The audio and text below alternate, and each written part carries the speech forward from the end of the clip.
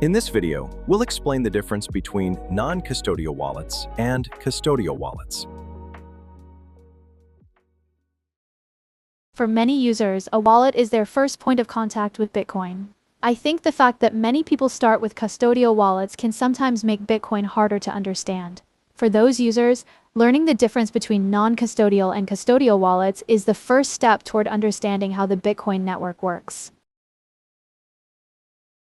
As we've learned so far, the Bitcoin network has some unique properties, such as being decentralized, trustless, and permissionless. When you run full-node software like Bitcoin Core, it comes with a simple built-in non-custodial wallet. Put simply, a non-custodial wallet is a type of wallet where you manage and control your own Bitcoin. A custodial wallet, on the other hand, is one where a third party manages your Bitcoin on your behalf. In the Bitcoin network, ownership is enforced through a technology called digital signatures. With a non-custodial wallet, the user can sign transactions themselves and directly control their Bitcoin. If you can't do that yourself, then it can be considered a custodial wallet. Only non-custodial wallets that are open source and have all their source code publicly available can fully satisfy all the properties of the Bitcoin network.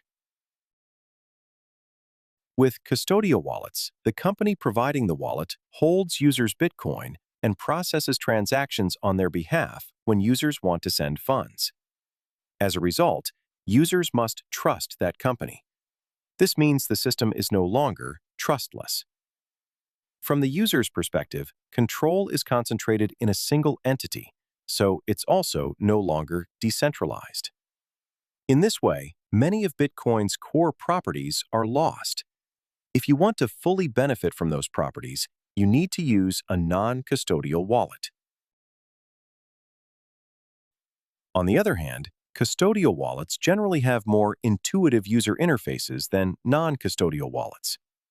If your main goal is to benefit from Bitcoin's price appreciation and you trust the service provider, using a custodial wallet can be a reasonable choice.